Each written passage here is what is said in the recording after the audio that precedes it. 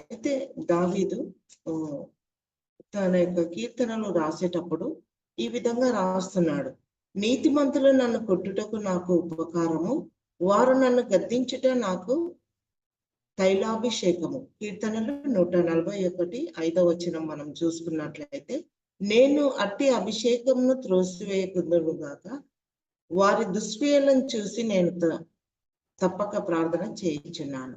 అంటే ఎంతో మంది కదా, ఎంతో మంది హింసించినప్పటికీ, దూషించినప్పటికీ, దావీదు చిన్నగా ఉన్నప్పటి నుంచి కూడా ఇబ్బందులు, శ్రమలు, ఆపదలు, నిందలు ఎన్నో భరించింది. కాబట్టి ఈ నిందలు భరించడం ద్వారా తనకి ఇవన్నీ వస్తున్నవేమని నేను అనుకుంటున్నా. ఎందుకు అనంటే బాధలు ఉన్నప్పుడే మనకు అన్ని గుర్తుకు వస్తాయి. కాబట్టి దావీదు కూడా తన యొక్క నిజ జీవితంలో చిన్ననాటి నుంచి దేవుడు ఎన్నుకున్నప్పటి నుంచి చూస్తున్నప్పుడు ఎన్నో ఆపదలు, నిందలు భరిస్తూ వచ్చి ఉన్నాడు. కాబట్టి ఆయన ఏమంటున్నాడు, ఎంతో మంది పౌలుతో కూడా తను అంతకుముందు తన యొక్క జీవితాన్ని గడుపుతూ ఉన్నప్పుడు కూడా ఎంతో ఇబ్బందుల పాలైనాడు. గుట్టలలో వెళ్ళడం, తప్పించుకొని వెళ్ళడం. మనం ఈ కీర్తనలు చదువుతూ ఉంటే ఒక్కొక్క కీర్తన మనం చదువుకుంటాం కదా, ఆ యొక్క కీర్తన చదివినప్పుడల్లా మనం ఆయనను గుర్తు చేసుకుంటూ చదివితే ఇన్ని ఇబ్బందులు పడుతున్నాడా, ఇన్ని ఇది చేస్తున్నాడా.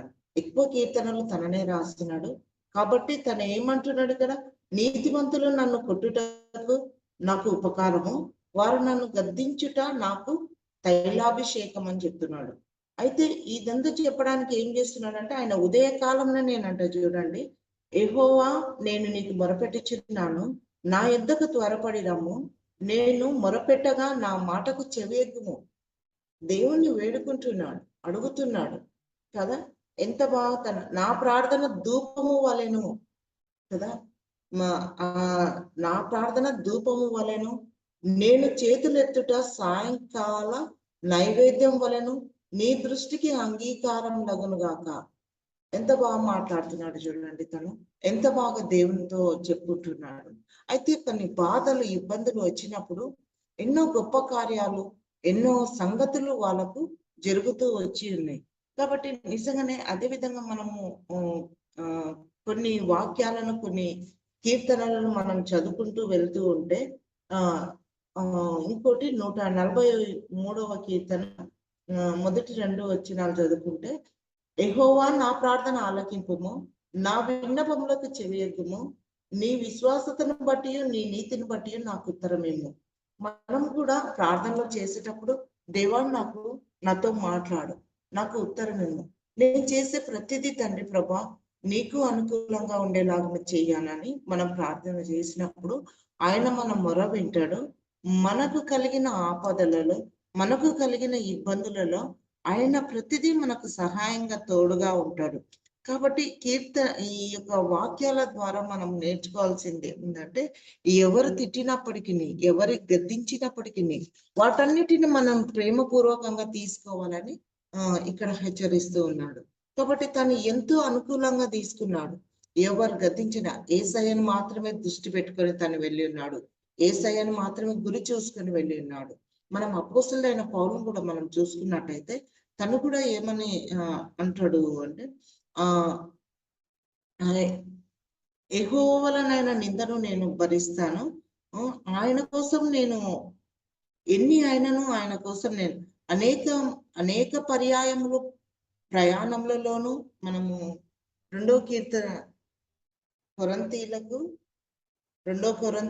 11వ అధ్యాయం 26వ వచనం మనం చూసుకున్నట్టయితే, అనేక పర్యాయములు ప్రయాణములలోను, నదుల వలనైన ఆపదలలోను, దొంగల వలనైన ఆపదలలోను, నా స్వజనుల వలనైన ఆపదలలోను, అన్యజనుల వలనైన ఆపదలలోను, పట్టణంలోను ఆపదలలోను, అరణ్యంలోను ఆపదలలోను, సముద్రము ఆపదలలోను, కపట సహోదరుల వలన ఆపదలలోనూ ఉంటుంది.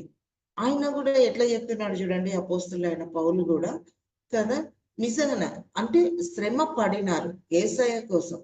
ఇక్కడ మనం అపోస్తలుడైన పౌలు చూసుకుంటే ఆ విధమైన శ్రమలు పడినారు కాబట్టి ఆయన కోసము ఎన్ని అవమానాలు, ఎన్ని నిందలు, ఎన్ని వచ్చినప్పటికీ కూడా యేసయ్య కోసం స్థిరంగా నిలబడినట్టుగా మనం ఇక్కడ అపోస్తలుడైన పౌలు చూస్తున్నాం. అక్కడ దావీదు కూడా చిన్ననాటి నుండి తను పడిన శ్రమలను మనం చూస్తే ఎన్నో భయంకరమైన ఇబ్బందులు. దేవుడు చిన్నప్పుడే తనని ఎన్నుకున్నాడు. చిన్ననాటి నుంచి ఎన్నుకున్న మోసేను మనం చూస్తాం. మోసే కూడా ఇశ్రాయేలీయులతోని ఎంతో పోరాడినాడు. ఇశ్రాయేలీయుల జనాంగాన్ని నడిపించడానికి యేసు ప్రభు తనని ఎన్నుకున్నాడు.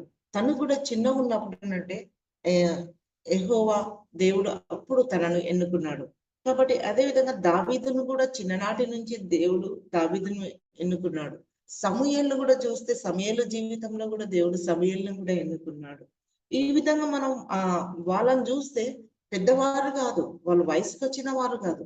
వాళ్ళను నీ గర్భంలోనే ఉన్నప్పుడు పిండంగానే ఉన్నప్పుడే నేను నిన్ను ఏర్పరచుకొని ఉన్నాను. దేవునికి తెలుసు మనం ఎవరెవరు ఏ విధంగా వాడబడతాము, ఏ విధంగా దేవుడు తన సేవకై మనల్ని వాడుకుంటాడు, ఏ విధంగా మనల్ని తను పని చేయించుకోవాలనేది దేవునికి బాగా తెలుసు. కాబట్టి మనము ఎప్పుడు అనుకోకూడదు, దేవుడు ఎందుకు నాకు ఇన్ని కష్టాలు పెట్టిండు, దేవుడు ఎందుకు నన్ను ఇంత ఇబ్బంది పెడుతున్నాడు అనేది మనం ఎప్పుడు అనుకోకూడదని మనకి ఇక్కడ చెప్తున్నాడు. కాబట్టి వీటన్నిటినీ మనము త్రోసివేయాలి. వీటన్నిటికి మనం దూరం. ఎవరు తిట్టినా, ఎవరు ఇబ్బందులు పెట్టినా, ఎవరు కష్టపెట్టినా వారందరికీ ఎదురుగా నిలబడి దేవునిలో మనం ఉన్నాం కాబట్టి అన్నిటినీ తట్టుకునే శక్తి దేవుడు మనకి ఇచ్చింది కాబట్టి అనుదినము నిత్యము మనం బైబిల్ చదువుతున్నాం కాబట్టి అనుదినము ఆయనతో మనం ప్రార్థన సహవాసంలో ఉంటున్నాం కాబట్టి ఏది ఏమైనప్పటికీ ఎన్ని కష్టాలు వచ్చినప్పటికీ ఆయన కోసం మనము నిలబడేటట్టుగా మనం స్థిరమైన మనసులంగా ఉండేటట్టుగా మనల్ని మనము స్థిరపరచుకోవాలి. కాబట్టి అదే విధంగా మనం ఇంకొక వాక్యాన్ని మనం చూసుకున్నట్లయితే కీర్తనలు 57వ అధ్యాయము 1వ వచనం చదువుకున్నట్లయితే, నన్ను కరుణింపుము దేవా, నన్ను కరుణింపుము, నేను నీ శరణ జొచ్చి ఉన్నాను, ఈ ఆపదలు తొలగిపోవు వరకు నీ రెక్కల నీడను శరణ జొచ్చి ఉన్నాను కదా. ఆయన రెక్కలే మనకు ఆధారం. కాబట్టి నేను ఎన్ని ఆపదలు వచ్చినప్పటికీ, ఎన్ని నిందలు వచ్చినప్పటికీ, కాబట్టి మన ఆపదలు, మన శ్రమలలో, మన ఇబ్బందులలో దేవుడు మనతోడు ఉంటాడని మనం గ్రహించాలి. కాబట్టి ఎవరు ఏ విధంగా మనకు ఎన్ని ఆపదలు సృష్టించినా, ఎన్ని విధాలుగా మనల్ని కష్టపెట్టాలనుకుంటున్నా, చాలా కష్టాలు వాళ్ళ ముందర మనం ఎంత చిన్నవి. కాబట్టి మనం వీటన్నిటిని చిన్నగానే అనుకొని ముందుకు వెళ్లాల్సి వస్తుంది. రాను రాను క్రైస్తవులకు ఇంకా ఇబ్బందులేమో, ఇంకా ఎంతో ఇబ్బందుల పాలవుతామేమో. నిజంగానే చూస్తే ఈ దినాలలో అలనాడు వాళ్ళు కూడా శ్రమలు అనుభవించి ఈ యొక్క భారతదేశానికి వచ్చి మనకు సువార్త ప్రకటించి వెళ్ళి ఉన్నారు. ఈరోజు ఈ తోమ నిర్మించిన చర్చి అంటే మన భారతదేశంలోనే పాండిచ్చేరిలో మనం చర్చి చూస్తే చాలా అద్భుతంగా ఉంది. ఇక్కడ సైడ్ ఈ చర్చిలు, ఈ మందిరాలు ఇక్కడ చూస్తే, అప్పుడు కట్టడాలను చూస్తే నిజంగానే ఏ విధంగా కట్టినారు. ఎంతో శ్రమలు, అన్ని పనిముట్లు లేవు అప్పుడు, అన్ని విధాలుగా సహకరించే మనుషులు, టెక్నాలజీ ఆ విధంగా లేదు. కానీ ఆ యొక్క కట్టడాలను చూస్తే ఎంతో విచిత్రం. నిజంగా నిన్నటి దినమున నేను ఈ యొక్క మందిరాన్ని చూసినాను, దర్శించినాను. నేను ఇక్కడ పాండిచ్చేరిలోనే ఉన్నాను ఈరోజు. అయితే ఈ యొక్క కట్టడాలు అన్ని చర్చెస్ చూద్దామని నేను వచ్చినాను. చూస్తే నిజం చాలా అద్భుతం. అయితే వీళ్ళు ఎంత బాగా చక్కగా వాటిని అలంకరించుకొని, వాటిని ఎంత బాగా కాపాడుకొని, అలనాడు వారు నిర్మించిన చర్చిలను ఎంత బాగా వీళ్ళు చూసుకుంటూ, వచ్చిపోయే పర్యాటకులకు ఎంత బాగా ఎక్స్ప్లెయిన్ చేస్తూ, ఎంతో విధిగా చూసుకుంటూ ఉన్నారు. నిజం మనం ఎందుకు ఆ విధంగా ఉన్నాం? మనకు కూడా మిషనరీలు ఎంత దూరం, మన ప్రాంతము హైదరాబాదు అండ్ నారాయణపేట ఇంకా చివరి నేను తలుసుకుంటే. అయితే ఇదంతా ప్రాంతాలలో కూడా వాళ్ళు వచ్చి అలనాడు ఆ మిషనరీలు మనకిచ్చిన ఆ యొక్క పొలాలను, ఆ యొక్క భూములను, ఆ యొక్క మందిరాలను మనం కాపాడుకోలేకపోతున్నాము అంటే చాలా భయంకరం. ఎందుకు అనంటే వారు పడిన కష్టాలు ఎన్నో. నిజంగా వాళ్ళు కూడా ఎన్నో ఇబ్బందులు పడి వచ్చింటారు కదా. ఎంతో కష్టం పడి ఇక్కడ వచ్చి మన ఫుడ్కి అలవాటు పడి, మన యొక్క వాతావరణానికి అలవాటు పడి, మనకు ఎన్నో ఇబ్బందులు, ఆపదలు ఎన్నో అన్నిటినీ తట్టుకొని వారు ఇక్కడ మందిరాలను మన క్షేమం కోరి, ఈ యొక్క ఆత్మలు నశించిపోకూడదు, ఈ యొక్క భారతదేశంలో ఈ యొక్క ఆత్మలు నశించిపోకూడదు అని చెప్పి దేవుడు తోమాను మన మధ్యలోకి పంపించి, నిజంగానే కదా ఆ యొక్క క్రియలు ఆ యొక్క తను పడిన ఇబ్బందులు మనం చూసుకున్నట్లయితే ఇంకా ఎన్నో ఉన్నాయి. కాబట్టి నిజంగానే దేవుడు మనకు మంచి అవకాశం ఇచ్చిండు. కాబట్టి వీటన్నిటిని మనం సంరక్షించుకోవాలి.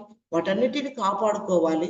తిరిగి మనం మళ్ళీ వాటి యొక్క స్థలాలలో దేవునికి ఇష్టపూర్వకంగా ప్రతి ఒక్కరు తమ మనసులను సమర్పించుకొని ఆ యొక్క పొలాలను గాని, భూములను గాని, చర్చిలను గాని, మందిరాలను గాని కాపాడుకొని ఆయన సేవను ప్రారంభిస్తూ రాబోయే తరానికి మనం ఏమందిస్తున్నాం? రాబోయే తరం పిల్లలకు మనం యొక్క వాక్యాన్ని ఏ విధంగా చెప్పుటకు ముందుకు వెళ్తున్నాం? మనం సరిగా లేకపోతే మన పిల్లలు వస్తారా? రాలేరు. కాబట్టి వాటికి ఇవన్నీ తెలియజేయాలి. ఇప్పుడున్న యూత్‌కు తెలియజేయాలి. హిస్టరీ, చరిత్ర ఇవన్నీ తెలియజేయాలి. ఇప్పుడున్న పిల్లలు బైబిల్ చదవడం అంటే కూడా తక్కువనే. ఎందుకంటే అంత ఇంట్రెస్ట్‌గా చదవలేరు. బైబిల్ చదవాలన్నా కూడా పిల్లలు అన్ని ఫోన్‌లయినాయి. ఫోన్‌లోనే చూస్తారు. కానీ బైబిల్ పట్టుకొని చదివినప్పుడే దాన్ని క్లుప్తంగా దాని వివరణ ఏందనేది అర్థమవుతది. పిల్లలు ఏంటిది ఫోన్‌లో చూసి ఫోన్‌లోనే ఇంతేలే అని వాళ్ళ కష్టం అర్థం కాదు. అది చదువుతూ ఉంటే మనకు అర్థమవుతుంటది. కాబట్టి మనం పిల్లల వరకు తీసుకువెళ్ళాలి అనంటే వాళ్ళకు ఒక్కొక్కటి వివరించాలి. ఒక్కొక్క విధంగా చెప్పాలి. ఒక్కొక్కరు ఏ విధంగా కష్టపడినాడని చెప్తే వాళ్ళ యొక్క శ్రమలు మనం చూస్తే ఎంతో భయంకరం. కాబట్టి వీటన్నిటిని వివరిస్తూ వెళ్ళాలి. అదేవిధంగా మనం యోబు గ్రంథం ఒకసారి మనం చూసుకున్నట్లయితే యోబు 2వ అధ్యాయం 11వ వచనం మనం చూసినట్లయితే తిమానీయుడైన ఎలీఫీజు, షుహీయుడైన బిల్దాదు, నయామాతీయుడైన జోఫరు అను యోబు ముగ్గురు స్నేహితులు అతనికి సంభవించిన ఆపదలన్నిటిని గూర్చి వినిన వారై అతనితో కలిసి దుఃఖించుటకును అతని ఓదార్చుటకును పోవాలనని ఆలోచించుకొని తమ తమ స్థలములను విడిచి వచ్చిరి కదా. యోబు దగ్గరకు కూడా తను ఆపదలో ఉన్నప్పుడు ఏ విధంగా వాళ్ళు ఆదుకున్నారు అనేది మనం ఇక్కడ చూస్తున్నాం. అంటే ఆయన దగ్గరకు వాళ్ళ యొక్క స్థలాలను విడిచి యోబు దగ్గరకు వచ్చినట్టుగా మనం చూస్తున్నాం. అంటే ఎవరైనా ఆపదలు, నిందలు ఏదైనా ఉంటే ఆదుకునే శక్తి మన దేవునికి తప్ప ఇంకెవరికి ఉండదు అనేది నేను గట్టిగా విశ్వసిస్తున్నాను. అదేవిధంగా మనం ఇంకొక వచనం మనం చూసుకున్నట్టయితే నిర్గమకాండము 23వ అధ్యాయం 23వ వచనం మనం చూసుకున్నట్లయితే ఎట్లనగా నా దూత నీకు ముందుగా వెళ్ళును, అమోరీయులు, హిత్తీలు, ఫెరిజీలు, కనానీయులు, హివ్వీలు, యెబూసీలు వారున్న చోటుకు నిన్ను రప్పించను, నేను వారిని సంహరించేదను. అంటే అలనాడు కూడా దేవుడు ఇశ్రాయేలీల ప్రజలను ఎన్నో ఆపదలు, నిందలు, అవమానాలు వీళ్ళందరూ ఎదుర్కొని వారిని ఒక మంచి స్థిరమైన దేశంలోని వాళ్ళని ఉంచుటకు దేవుడు వారిని ఏర్పరచుకున్నాడు. కాబట్టి మంచి స్థలాలను వారికి ఇచ్చి ఉన్నాడు. వారిని నడిపించుటకు ఒక నాయకుడిని, మోసేని ఎన్నుకున్నాడు దేవుడు. కాబట్టి నిజంగానే ఎన్నో అద్భుతాలు, సూచక్రియలు ఈ రోజు పంపుతా, రేపు పంపుతా. ఇశ్రాయేలీల ప్రజలు ఎంతో బలమైన వారని ఫరో ఏం చేసిండు? వారిని కష్టపెడుతూ ఉన్నాడు. కాబట్టి వారి యొక్క కష్టాలు వీళ్ళు ఎంత బలిష్టంగా ఉన్నారు, ఎంత బలమైన జనంగా ఉన్నారు, వీళ్ళు విస్తరిస్తే నాకు ప్రాబ్లం అవుతుందో ఏమో అని చెప్పి నాడు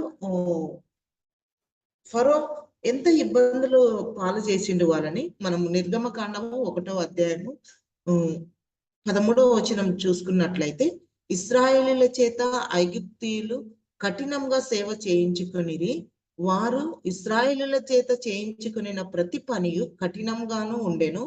వారు జిగట మట్టి పనులోను, ఇటుక పనుల్లోను, పొలం చేయు ప్రతి పనులోను కఠిన సేవ చేయించి వారి ప్రాణములను విసిగించిరి కదా. ఎంత కఠినంగా అంటే ఈ జనము ప్రబలుతారేమో, పెద్దగా అవుతారేమో, ఎక్కువ విస్తరిస్తారేమో. వీళ్ళు ఎక్కువగా విస్తరిస్తే వీళ్ళు మన మీదకి తిరగబడతారు. కాబట్టి వీరిని శిక్షించాలి, ఇబ్బంది పెట్టాలి అని చెప్పి వీరిని చాలా భయంకరంగా శిక్షిస్తుంటాడు. కాబట్టి ఆ యొక్క ఆపదలుని ఎన్ని శిక్షించినా, ఎన్ని ఇబ్బందులు వచ్చినా దేవుడైనా యెహోవా దేవుడు మాకు తోడుగా ఉంటారని చెప్పి వాళ్ళు ముందుకు వెళ్ళి ఉన్నారు. కాబట్టి నిజంగా ఈ దినాలలో కూడా మనకి ఎన్ని ఇబ్బందులు, ఆటంకాలు, ఎన్ని శ్రమలు వచ్చినప్పటికీ దేవుడు మనతో ఉన్నాడని మనం విశ్వాసంతో ముందుకు వెళ్తే ఇలాంటివి ఎన్ని వచ్చినప్పటికీ తట్టుకునే శక్తి దేవాన్ని నాకు ఇవ్వు అని చెప్పి మనం దేవుణ్ణి అడుక్కుంటే దేవుడు మనకిస్తాడు. కాబట్టి ఇంకొక వాక్యం చదువుకొని ఈ యొక్క వాక్యాన్ని ముగించుకుందాము. ద్వితీయోపదేశకాండం 10వ అధ్యాయము 21వ వచనం మనం చూసుకున్నట్లయితే, ఆయనే నీకు కీర్తనీయుడు, నీవు కన్నులారా చూచుచుండగా భీకరమైన ఆ గొప్ప కార్యములు నీ కొరకు చేసి నీ దేవుడు ఆయనే. కార్యములను చేసిన నీ దేవుడు ఆయననే. నీ పితరులు 70 మంది ఐగుప్తుకి వెళ్ళిరి. ఇప్పుడు నీ దేవుడైన యెహోవా ఆకాశ నక్షత్రం వలె నిన్ను విస్తరింపజేసి ఉన్నాడు కదా. అదే విధంగా అయ్యింది. ఆకాశ నక్షత్రం వలె ఆ యొక్క జనాంగము, ఆ యొక్క జనము విస్తరించబడి ఉంది. కాబట్టి ఇప్పుడు ప్రపంచమంతటా క్రైస్తవులు అనేది ప్రతి మూలాన, ప్రతి గ్రామాన వాక్యం అందబడింది. ప్రతి మూలాన టీవీల ద్వారా, కరపత్రాల ద్వారా, యూట్యూబ్ ద్వారా, ఇన్స్టాగ్రామ్ ద్వారా ఏదో ఒక రకంగా అయితే వాక్యం అయితే చేర్చబడుతుంది. కాబట్టి నిజంగానే ఈ యొక్క వాక్యము మన వరకు, మన దగ్గరకు తీసుకుని వచ్చి ఉన్నారంటే, అలనాడు మిషనరీలు ఎన్నో ఇబ్బందులు, ఎన్నో అవమానాలు, ఎన్నో దెబ్బలు పడి మన మధ్యకు వచ్చి ఈ యొక్క సువార్తను అందించినారు. ఈ యొక్క బైబిల్స్ ని అందించినారు. ఈ యొక్క పరిశుద్ధ గ్రంథం నిజంగానే ప్రతి ఒక్కరితో, ప్రతి ఇంట్లో, ప్రతి వారితో ఉంది. కానీ దాన్ని స్పష్టంగా చదివి, దాన్ని స్పష్టంగా అర్థం చేసుకుంటే ఎన్నో మనకు అర్థమవుతాయి, ఎన్నో కష్టాలు అర్థమవుతాయి. ఎన్నో ఆపదలో ఉన్నా కూడా దేవుడు ఆదుకునే దేవుడు మనకని తెలుస్తుంది. కాబట్టి నిజంగా ఆయన ఎందుకు ఏ ఆపద, ఏ నింద, ఏ అవమానాలు, ఎవరు మనల్ని ఎంత హింసించినా, ఏ విధంగా హింసించినా కూడా ఇప్పుడు మనకు కీర్తనలు చూసుకున్నట్లయితే నిజంగా వాటన్నిటిని మనం స్వీకరించినట్లయితే అవన్నీ మనకు ఏ ఒక్కటి కూడా మనకు తగలదు. కాబట్టి దేవుడు నిజంగానే ఈ యొక్క ఆపదలు, నిందలలో మనం అన్నిటిని తట్టుకునే శక్తి దేవాన్ని నాకు ఇవ్వు అని మనం ప్రతిదినం మనం ప్రార్థించినట్లయితే అన్నిటిని తట్టుకునే శక్తి దేవుడు మనకి ఇస్తాడు. కాబట్టి దేవుడు నాకు ఇచ్చిన ఈ యొక్క అవకాశానికి వందనాలు తెలియజేసి ఈ యొక్క వాక్యాన్ని ముగిస్తున్నాను. Thank you.